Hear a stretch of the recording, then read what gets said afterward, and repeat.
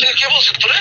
ভাই আমাদের সব সিনিয়ররা তো বলতেছে যে নমিনির পক্ষে কাজ করতে হবে যারা দল থেকে দেয়। তো কে বলছে তোমার? কোন সিনিয়র বলছে তোমার বলো? আমাদের দলের নির্দেশিত, চেয়ারম্যান স্যার নির্দেশিত ভাই এরকম।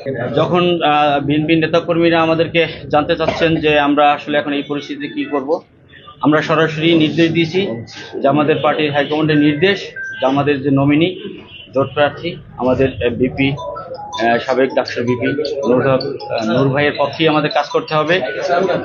একথা উনি জানতে পারছেন, জানার পরে উনি সরাসরি আমাকে ফোন দিয়ে হুমকি প্রদান করছেন যে কোন হাইকমান্ড আমাকে নির্দেশ দিয়েছেন, নানানভাবে জেরা করেছেন। আমি অত্যন্ত ভদ্রতার সাথে সুশৃঙ্খলভাবে আমি তাকে প্রত্যেকটি প্রশ্নের উত্তর দিয়েছি। তিনি আমাকে বলেছেন স্পষ্টভাবে যে 12 তারিখ আমি এমপি হওয়ার পরে তুমি দেশে কিভাবে থাকো আমি দেখে নেব, এবং তুমি মনে রেখো, কোট করে বলেছেন যে তুমি মনে রেখো এর উত্তর এবং এর রেজাল্ট তুমি পাবেই। তো একজন জুলাই যোদ্ধাকে যদি, একজন ছাত্র নেতাকে যদি এভাবে হুমকি দিতে পারেন, তাহলে এখানকার যে বিএনপি নেতাকর্মী আছে আপনার উপজেলা পর্যায়ে, ইউনিয়ন পর্যায়ে, ওয়ার্ড পর্যায়ে আমি অনেকের সাথে কথা বলেছি। বিএনপির নেতাকর্মীরা আমাকে বলেছেন যে সবাই আসলে আতঙ্কিত, নানানভাবে তাদেরকে হুমকি দিয়ে জিম্মি করেই তার পক্ষে কাজ করতে বাধ্য করেছেন।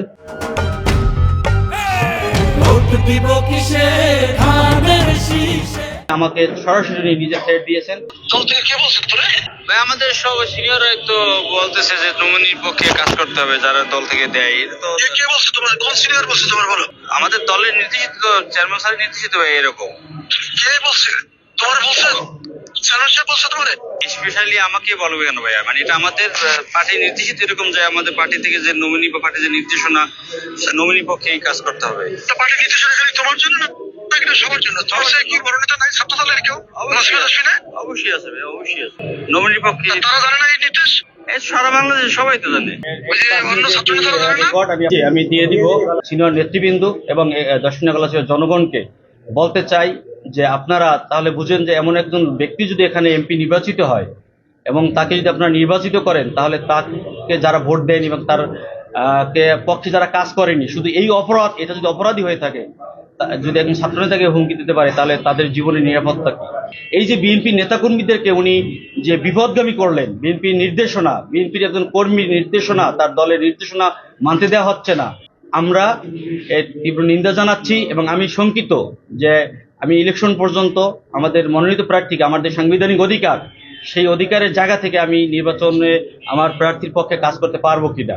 বিএনপির নেতা কর্মীদেরকে 12ই ফেব্রুয়ারি নির্বাচনের পরে জোটের প্রার্থী হিসেবে আমার অবস্থান থাকবে না, বিএনপির প্রার্থীদেরকে তিনি, বিএনপির নেতৃবৃন্দকে তিনি দেখে নেবেন, এই ধরনের হুমকি ধামকি দিয়ে বেড়াচ্ছেন, যেটা নির্বাচনী আচরণবিধিতে পরিষ্কারভাবে বলা আছে ভয়ভীতি বা হুমকি প্রদর্শনে প্রার্থিতা বাতিল হতে পারে।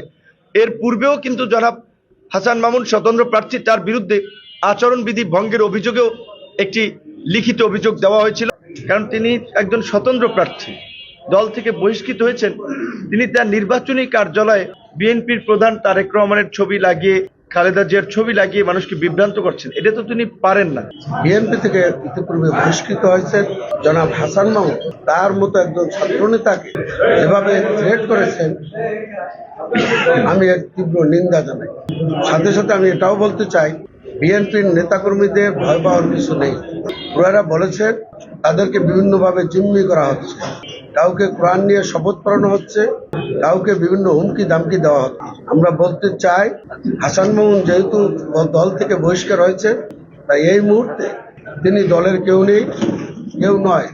বিএনপির নেতাকর্মীদের আমি আহ্বান জানাব, আপনারা নির্ভয়ে নির্দ্বিধায় তারেক রহমানের নির্দেশনা মেনে বিবি নুরুল হক নূরের পক্ষে কাজ করবেন।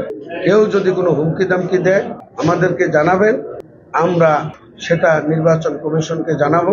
এবং আমি আপনাদের মাধ্যমে গলাচিপা 10 মিনিট জনগণ সহ বিএনপি এবং অন্যান্য দলের নেতৃবৃন্দকে বলতে চাই, যারা হাসান মামুনের পক্ষে কাজ করেন, আপনারা ভোটারদের দ্বারে দ্বারে যান, আপনারা কোনো বিশৃঙ্খলার চেষ্টা করেন না, কারণ আমরা সবাই গলাচিপা 10 মিনিট থাকবো, সেটা নির্বাচনের আগে হোক আর পরে হোক। আমাদেরও কিন্তু শক্তি সামর্থ্য আছে আপনাদেরকে প্রতিহত করা। আমরা সেটা চাই না, সাংঘর্ষিক পরিস্থিতি তৈরি করতে আমরা চাই না। যদি বাধ্য করায়, আমরাও কিন্তু যে কোনো পরিস্থিতির জন্য প্রস্তুত। এই চর বোরহানের ঘটনা, 10 মিনার হামলার ঘটনা, চর কপালপাড়ার ঘটনা এবং পানপট্টির এই হামলার ঘটনাগুলো আপনারা তদন্ত করে আগামী 3 দিনের মধ্যে জড়িতদের বিষয়ে ব্যবস্থা নেবেন। একটা দলের বহিষ্কৃত নেতা যার নাম পরিচয় নাই, রাজনৈতিক পরিচয় নাই, তার আতঙ্কে যদি প্রশাসন থাকে এবং তিনি প্রকাশ্যে যদি এই ধরনের হুমকি ধামকি দিয়ে নির্বাচনী পরিবেশ নষ্ট করেন, সেটি প্রশাসনের ব্যর্থতা। তাই আমাদের বিনীত অনুরোধ থাকবে, বিশেষ করে চরবোরানের এই ঘটনা সহ বিভিন্ন ঘটনায় যারা জড়িত তাদের বিরুদ্ধে যেন আগামী 3 দিনের মধ্যে ব্যবস্থা নেওয়া হয়।